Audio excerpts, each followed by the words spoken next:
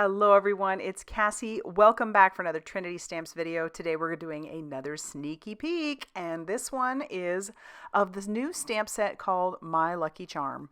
Isn't that super cute? It's this big stamp. I love it. I love the big bold letters, the sentiment, just the way it's all written out is just so cute. We're going to make a mini slimline, so I'm going to jump right into it. I have my piece of cardstock, which measures 6 by 6, and I went ahead and scored it at 3 inches. And then that first color that I blended on with my blending buddy was called Gator, and this next one is called Fake Plant. And so we have this nice, beautiful green ombre at the bottom, working into the white on the top of the card. I want this to be kind of subtle, and I want the focus to be solely on that beautiful stamp. And so once I'm done with that, I'll clean up my mess, put my blending brush away, and then we can move on to coloring our stamp. So like I said, this is called My Lucky Charm.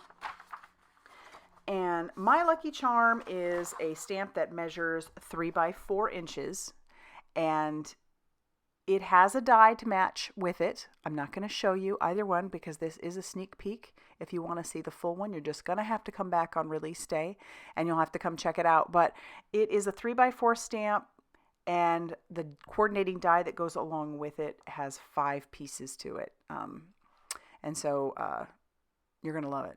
It cuts out the words, and the lucky die does something a little special, and I'll show you when we use that. So because I did ombre on the card base itself, I wanted to do ombre on the words. So as you see, I've started off with a very light yellow green. I'm using my Olo markers. I stamped this using some Blackout ink right onto this cardstock, and then I have a green 1.7, and then I'm also doing a technique called tip to tip. So if you have colors that are pretty wide range, like these two really are, you can use the tip to tip method. It does not hurt your markers.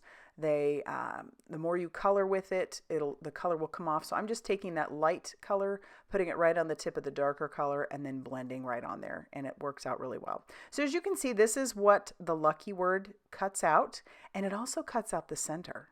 So you could leave it as is. You could just put those pieces right back into place, but I'm going to save those for another card, the little ombre luckies. And then I am going to bring in some black. I originally was thinking I was going to do white, but I am going to end up doing black. I'm going to pull in the double-sided mini strips, these little mini foam tape strips, and these are perfect for these words. These will cover where the outline cut is. But because they're thin, if you peel away the release paper on the other side, you can manipulate these to be however you want them to. So I'm just going to do that all along this back of the word lucky. We'll peel off where we need to, especially around this C. We'll just keep, peeling that back, and then we can stick our foam strip down.